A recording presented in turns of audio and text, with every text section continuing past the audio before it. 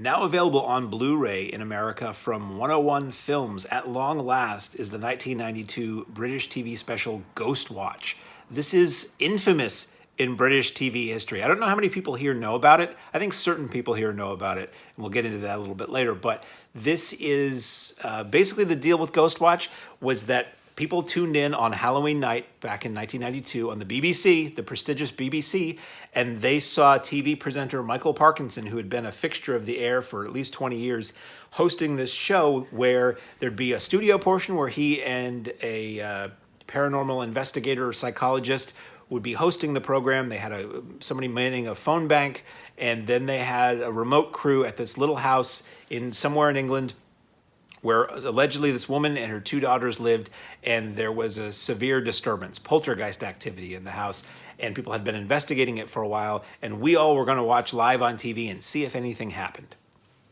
And something does. Not to give anything away, but something does.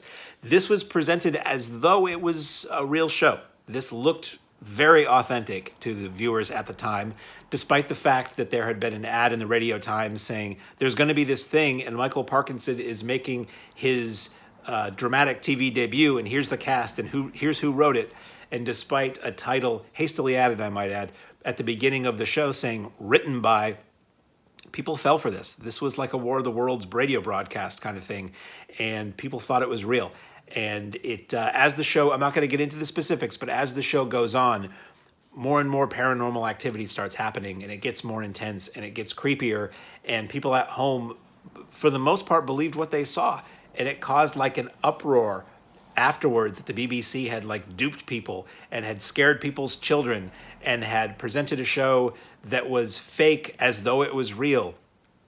And it was really done, the BBC knew what they were doing. They knew that this was basically a 1 hour, 90-minute, I guess, drama that was being presented as though it was a live TV show. It was just a form of presenting this story. They just like the original War of the Worlds was presented as though it was a radio broadcast, and events unfolded as the story went along. This was a TV broadcast, and it freaked a lot of people out. Now, I knew what it was watching it, obviously, and then most people who buy or rent this or whatever know going in that it's not real, but you can totally see where it would have fooled people.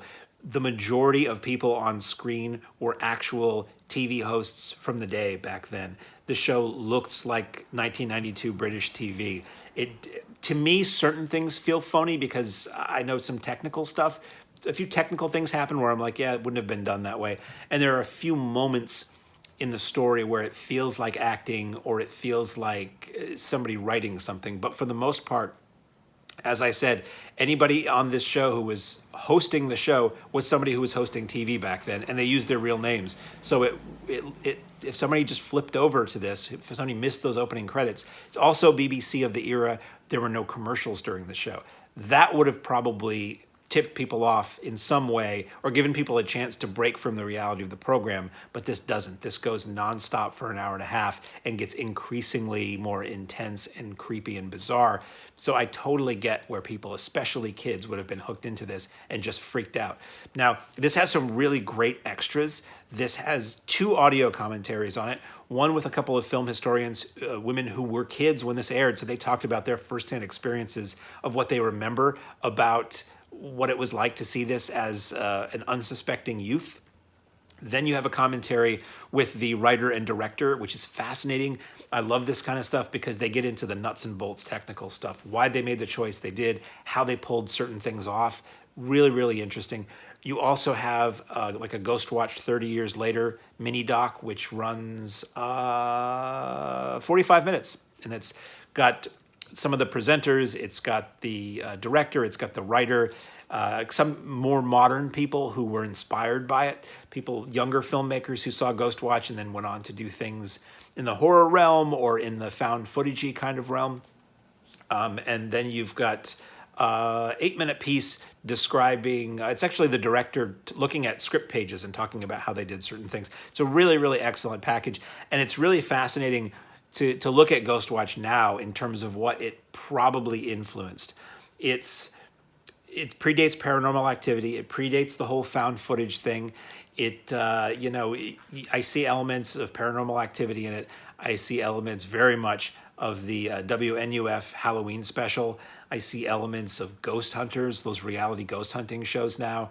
So much that, and it's funny, one of the people in the documentary does say that the director, creator of Paranormal Activity admits that Ghostwatch was a big influence. So whereas it was never shown, as far as I know, in the US, it was never, as far as I know, legitimately released on video here.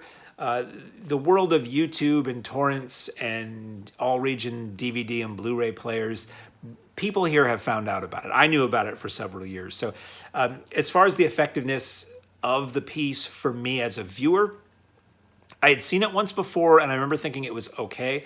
And that's ultimately, as far as entertainment value, how I feel about it, because when things kind of go crazy toward the end, it felt a little phony to me, and aspects of it felt a little phony to me. But again, the intent of this piece was not to fool you into thinking what you were seeing was real.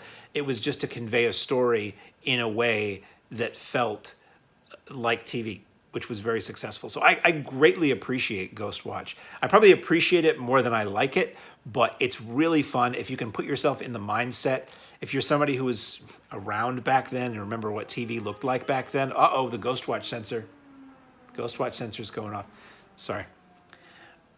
Great. So, yeah, if you could put yourself in the mind of what TV was like back then, and if you remember TV from back then, it feels real, which is really the strength of Ghostwatch. And knowing, I think, well, it's like when you listen to the War of the Worlds broadcast. It doesn't necessarily fool you into thinking it was real broadcast, but it's fascinating to look at or listen to something that impacted so many people. So it hit so many people so hard. So I think it's wonderful that 101 Films, which I believe is a British company that hasn't released much here, as far as I know.